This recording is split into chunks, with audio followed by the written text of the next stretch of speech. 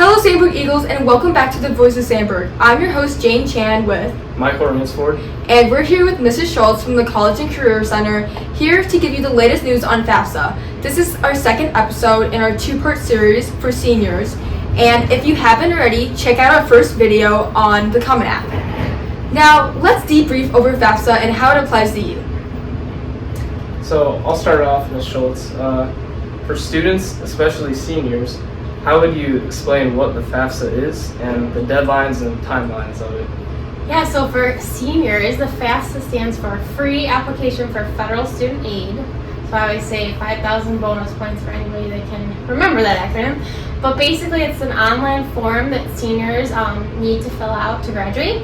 And then will want to fill out every year if they're looking to get money for school the following year. So that's what it is. It's open now for seniors to apply, and they want to get it done as soon as they can. Sounds great. And why should students apply for the FAFSA in the first place? So I usually kind of break this down into three parts. So seniors should apply for FAFSA, one, because it's the only way to know if you could qualify for any free grant money for school. It's the single way to know for sure whether or not you would be eligible. It also makes you eligible to take out any federal student loans. So those are loans that might have a lower interest rate. So if that's something you're going to need for college, that's only eligible to you when you do a FAFSA. And then three, if you're applying to colleges and then they don't have your FAFSA, they're just going to send you a bazillion emails wondering where your FAFSA is. So it just kind of completes the process where if a school has your college application and your FAFSA, then they can go ahead and send you a financial aid award letter. Okay. Great. Now, let's dive a little bit deeper into the actual application. Can you go over the different parts that a senior need to fill out? Yeah, so what happens is the seniors will create an account that's called an FSA ID, and then they'll log into the actual FAFSA form. So for seniors graduating in 2026, they're going to be filling out the 2026-2027 FAFSA. So once they make that login, they log into the FAFSA itself and do the form, where they invite their parent to the form. Then their parent has to have an FSA ID just the same way as a student does, and they do their parent part. So it's kind of like a two-part process where the FAFSA is not complete unless both the student and the parent portion are completed. Okay, and that's great because your family will be more into your college experience. And yeah, which section do students and parents typically require more clarity over?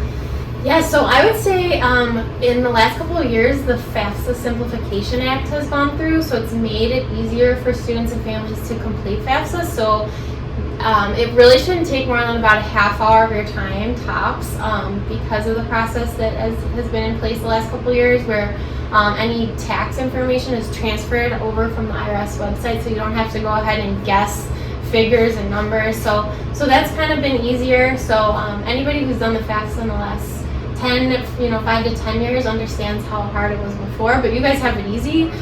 So I would say just get it done. You'll be fine. Okay, that's great.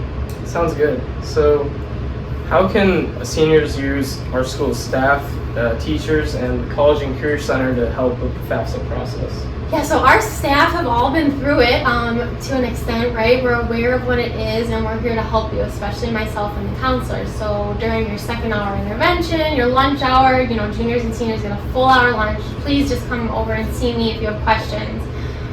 We had a financial aid workshop this past month where we had some parents and families come in to do the FAFSA, but they're always, I'm always available for families to come in.